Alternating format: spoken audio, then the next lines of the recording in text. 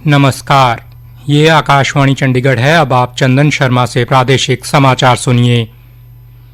पहले इस बुलेटिन के मुख्य समाचार। हरियाणा के मुख्यमंत्री नायब सिंह सैनी ने विश्व बैंक के प्रतिनिधिमंडल के साथ आर्टिफिशियल इंटेलिजेंस, डिजिटल शासन, कौशल विकास और डाटा आधारित प्रशासन पर चर्चा की। लोकसभा ने बैंकर्स बुक्स एविडेंस विधेयक 2026 पारित किया, जिससे बैंकों के रिकॉर्ड की इलेक्ट्रॉनिक या डिजिटल प्रति अदालत में वैध और कानूनी साक्ष्य के रूप में स्वीकार की जा सकेगी। हरियाणा के मुख्यमंत्री नायब सिंह सैनी परसों ग्लासगो राष्ट्रमंडल खेलों के पदक विजेताओं और प्रतिभागियों को सम्मानित करेंगे। हरियाणा विद्युत विनियामक आयोग ने बिजली आपूर्ति से जुड़े 2 विनियमों में संशोधन किया। अनुबंधित मान से 10% तक अधिक बिजली उपयोग करने पर सरचार्ज नहीं लगेगा।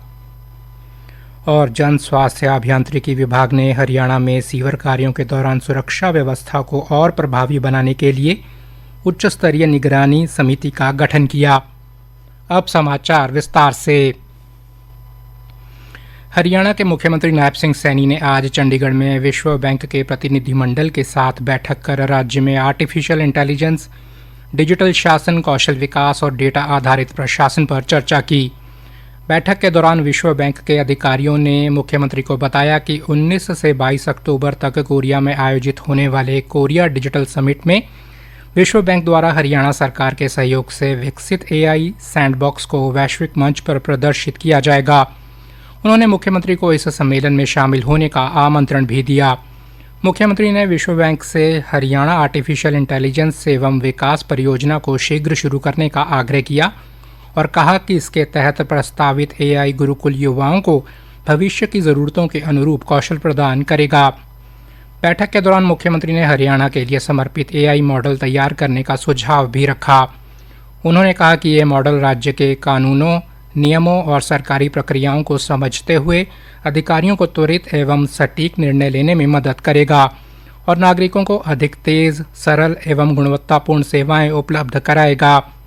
मुख्यमंत्री ने विश्व बैंक से प्रदेश में वायु गुणवत्ता प्रबंधन को और अधिक प्रभावी बनाने के लिए air quality decision support system विकसित करने में सहयोग का अनुरोध भी किया। उन्होंने विश्व बैंक से विभिन्न सरकारी विभागों की चुनौतियों का अध्ययन कर उनके सरल, व्यवहारिक और किफ़ायती तकनीकी समाधान विकसित करने में भी सहयोग मांगा। लोकसभा ने आज बैंकर्स बुक एविडेंस विधेयक 2026 विपक्ष के हंगामे के बीच बिना चर्चा के पारित किया। इस विधेयक का उद्देश्य बैंकों के रिकॉर्ड से जुड़े साक्ष्यों को कानून को मौजूदा डिजिटल बैंकिंग व्यवस्था के अनुरूप बनाना है। इसके जरिए बैंकिंग प्रणाली की वर्तमान ज़रूरतों के अनुसार कानूनी ढांचे को आधुनिक बनाया जाएगा। विधेयक में यह भी प्रावधान है कि बैंकों के रिकॉर्ड की इलेक्ट्रॉनिक या डिजिटल प्रति को अदालत में वैध और कानूनी साक्ष्य के रूप में स्वीकार किया जा सकेगा। हरियाणा के मुख्यमंत्री नायब सिंह सैनी परसों 7 अगस्त को ग्लासगो राष्ट्रमंडल खेलों के पदक विजेताओं और प्रतिभागियों को सम्मानित करेंगे। खेल राज्य मंत्री गौरव गौतम ने बताया कि पंचकूला के ताऊ देवीलाल स्टेडियम में राज्य स्तरीय समारोह का आयोजन होगा, जिसमें खिलाड़ियों को नकद पुरस्कार और प्रशस्ति पत्र प्रदान किए जाएंगे। उन्होंने कहा कि मुख्यमंत्री रात्रि भोज पर खिलाड़ियों के साथ खेल सुविधाओं और प्रशिक्षण को लेकर चर्चा भी करेंगे। बहुत अच्छा प्रदर्शन हमारे खिलाड़ियों ने किया है। 7 तारीख को इस प्रदेश के मुख्यमंत्री ने ग्रैंड अभिवादन उनका रखा है और उनकी प्रोत्साहन राशि हो या नौकरी की व्यवस्था या हरियाणा के खिलाड़ियों को आगे कैसे ले आए, उन पर रात्रि भोज में चर्चा करेंगे।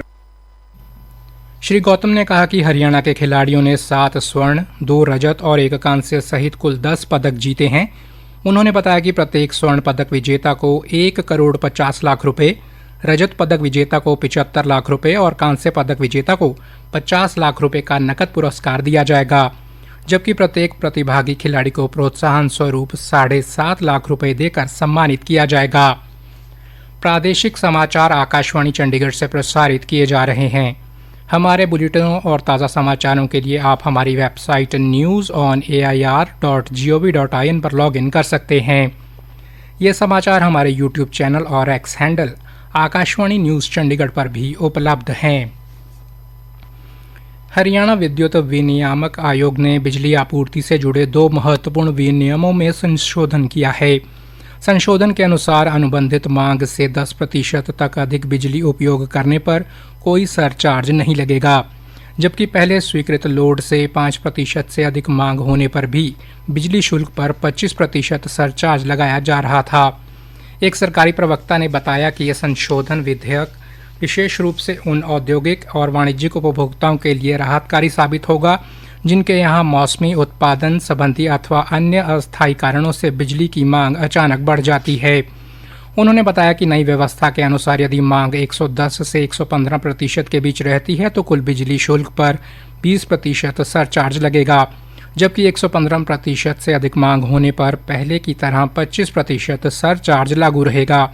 संशोधित नियमों के अनुसार यदि कोई उपभोक्ता बिना वोल्टेज स्तर बदले अपना लोड कम कराता है तो उसे केवल निर्धारित प्रोसेसिंग शुल्क देना होगा, जिसकी अधिकतम सीमा 20,000 रुपये होगी। संसद ने सर्वोच्च न्यायालय के न्यायाधीशों की संख्या बढ़ाने से जुड़ा संशोधन विधेयक 2026 पारित कर दिया है। आज राज्यसभा ने चर्चा के बाद इस विधेयक को लोकसभा को वापस भेज दिया। लोकसभा ने इसे सोमवार को ही पास कर दिया था। इस विधेयक में सर्वोच्च न्यायालय में भारत के मुख्य न्यायाधीश को छोड़कर न्यायाधीशों की संख्या 33 से बढ़ाकर 37 करने का प्रावधान है। इस साल मई में राष्ट्रपति द्रौपदी मुर्मू ने सर्वोच्च न्यायालय के न्यायाधीशों की संख्या 33 से बढ़ाकर 37 करने के लिए एक अध्यादेश जारी किया था। जन स्वास्थ्य अभियांत्रिकी एवं लोक निर्माण मंत्री रणवीर गंगवा के निर्देश पर जन स्वास्थ्य अभियांत्रिकी विभाग ने हरियाणा में सीवर कार्यों के दौरान सुरक्षा व्यवस्था को और प्रभावी बनाने के लिए वरिष्ठ अधिकारियों की उच्च स्तरीय निगरानी समिति का गठन किया है। समिति में मुख्यालय के मुख्य अभियंता, संबंधित जन स्वास्थ्य अभियांत्रिकी सर्किल के अधीक्षण अभियंता तथा संबंधित मंडल के कार्यकारी अभियंता शामिल होंगे। लोक निर्माण मंत्री ने बताया कि समिति अपने अपने आवंटित क्षेत्रों का समय समय पर दौरा करेगी और मौके पर जाकर सीवर कार्यों के दौरान सभी सुरक्षा मानकों, सुरक्षा उपकरणों और आवश्यक दिशा निर्देशों का पूरी तरह पालन सुनिश्चित करेगी ताकि भविष्य में किसी दुर्घटना की पुनरावृत्ति न हो। उन्होंने कहा कि निरीक्षण के दौरान यदि किसी प्रकार की कमी सामने आती है तो उसे तत्काल दूर करने के लिए आवश्यक कदम उठाए जाएंगे। श्री गंगवा ने कहा कि किसी भी स्तर पर कोई लापरवाही पाए जाने पर संबंधित अधिकारियों अथवा एजेंसियों के विरुद्ध नियमानुसार सख्त कार्रवाई की जाएगी। संत शिरोमणि गुरु रविदास महाराज के 650वें प्रकटोत्सव के उपलक्ष्य में निकाली जा रही प्रदेशव्यापी कलश यात्रा का आज पानीपत में स्वागत किया गया। हमारे संवाददाता ने बताया कि विभिन्न सामाजिक और धार्मिक संगठनों ने स्वागत द्वार बनाकर जगह जगह पुष्प वर्षा, आरती और जय घोष के साथ कलश यात्रा का अभिनंदन किया।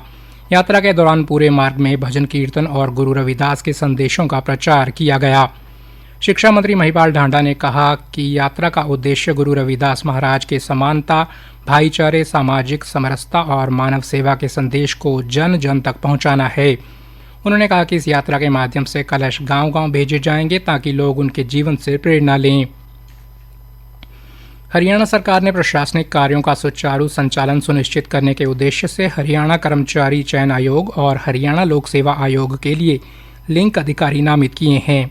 मुख्य सचिव अनुराग रस्तोगी द्वारा जारी आदेशों के अनुसार हरियाणा कर्मचारी चयन आयोग के सचिव पद के लिए हरियाणा लोक सेवा आयोग के उप सचिव को तथा हरियाणा कर्मचारी चयन आयोग के ओएसडी को लिंक अधिकारी के रूप में नामित किया गया है। इसी प्रकार हरियाणा लोक सेवा आयोग के उप सचिव के लिए हरियाणा कर्मचारी चयन आयोग के सचिव को लिंक अधिकारी तथा हरियाणा कर्मचारी चयन आयोग के ओएसडी को लिंक अधिकारी के तौर पर नामित किया गया है। सरकार ने निर्देश दिए हैं कि संबंधित अधिकारी अवकाश, प्रशिक्षण, दौरे या चुनाव ड्यूटी पर जाने से पूर्व अपने लिंक अधिकारी को इसकी सूचना देना सुनिश्चित करेंगे। अंत में मुख्य समाचार एक बार फिर से। हरियाणा के मुख्यमंत्री नायब सिंह सैनी ने विश्व बैंक के प्रतिनिधिमंडल के साथ आर्टिफिशियल इंटेलिजेंस, डिजिटल शासन, कौशल विकास और डाटा आधारित प्रशासन पर चर्चा की। लोकसभा ने बैंकर्स बुक एविडेंस विधेयक 2026 पारित किया, जिससे बैंकों की रिकॉर्ड की इलेक्ट्रॉनिक या डिजिटल प्रति अदालत में वैध और कानूनी साक्ष्य के रूप में स्वीकार की जा सकेगी। हरियाणा के मुख्यमंत्री नायब सिंह सैनी परसों ग्लासगो राष्ट्रमंडल खेलों के पदक विजेताओं और प्रतिभागियों को सम्मानित करेंगे। हरियाणा विद्युत विनियामक आयोग ने बिजली आपूर्ति से जुड़े 2 विनियमों में संशोधन किया अनुबंधित मान से 10% तक अधिक बिजली उपयोग करने पर सरचार्ज नहीं लगेगा।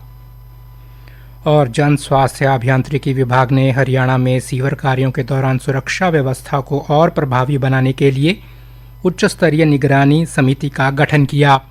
इसी के साथ प्रादेशिक समाचार समाप्त हुए।